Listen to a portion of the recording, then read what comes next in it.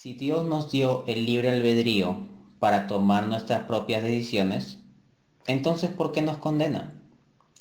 Esa es una pregunta que muchos se plantean.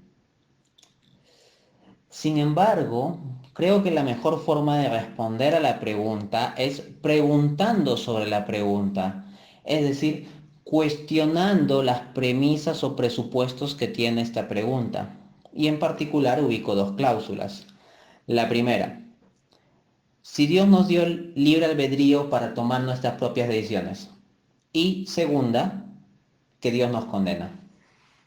Sin embargo, en cierto sentido, ambas cláusulas de la pregunta pueden ser cuestionadas, de tal modo que la pregunta sería un falso problema, un problema que en lugar de resolver hay que disolver, en tanto hay dificultades de base en el planteamiento del mismo. Tomemos la primera cláusula, que Dios nos dio el libre albedrío para tomar nuestras propias decisiones. En estricto esto no es así. Afirmar eso es una tautología, porque el libre albedrío es precisamente la capacidad que tenemos nosotros de tomar nuestras propias decisiones.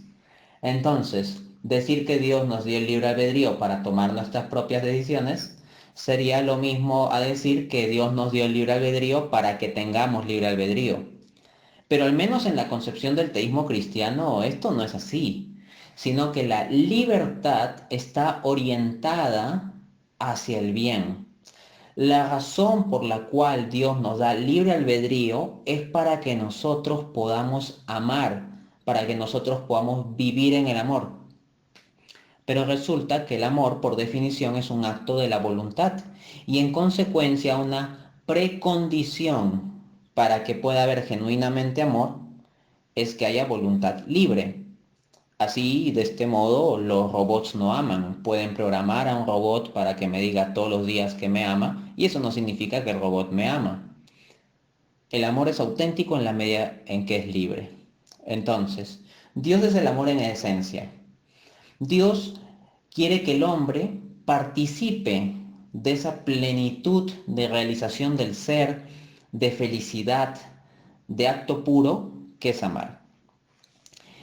Y como el libre albedrío en el hombre es una precondición para que pueda amar, pues esa es la razón por la cual Dios da el libre albedrío.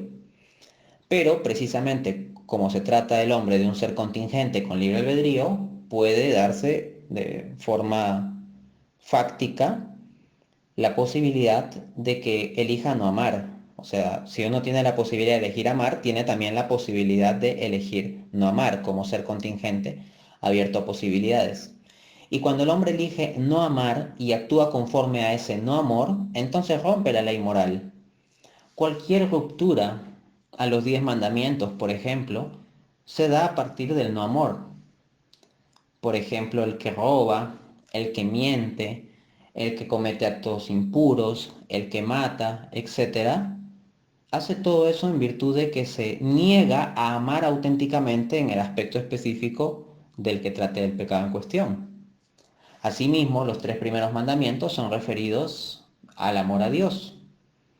Y ya está, entonces, no se trata de que las faltas a la ley moral establecida por Dios sean simplemente la ruptura de algunas reglas arbitrarias que a Dios se le ocurrió para restringir nuestro libre albedrío.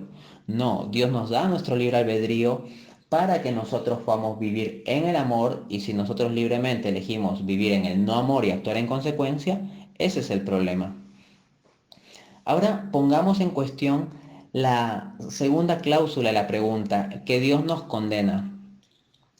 Ciertamente, Dios establece el decreto de condenación en el momento de juzgarnos, pero fundamentalmente es el hombre el que se condena a sí mismo. ¿Por qué? Porque todo ser actúa de acuerdo a su naturaleza.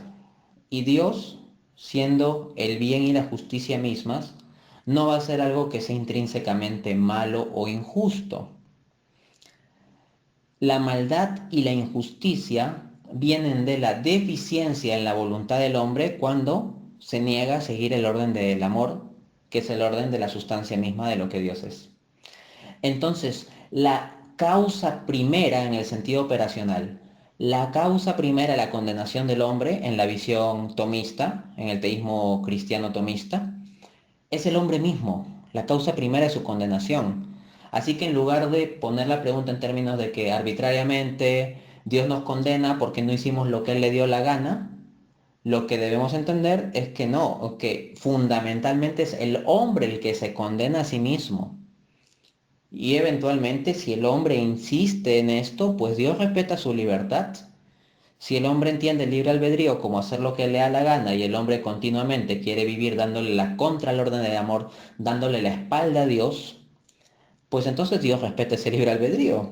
O sea, aquí la pregunta se plantea como si Dios no respetase el libre albedrío. Al contrario, más bien, el hecho de que haya hombres que se condenen es la máxima muestra de respeto de Dios al libre albedrío del hombre. Porque en la concepción cristiana, ¿qué es el cielo? Estar con Dios. ¿Y qué es el infierno? No estar con Dios.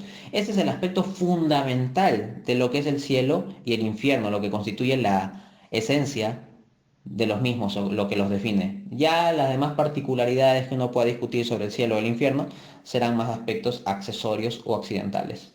Pues bien, si una persona libremente ha elegido no estar con Dios, pues bueno, Dios respeta esa libertad. Y a ese momento en que Dios en su juicio respeta la libertad de la persona de no haber querido haber estado con él, pues entonces la persona se queda sin Dios. Y eso es lo que llamamos infierno o condenación. Pero el problema es de la persona misma, no de una disposición arbitraria de Dios.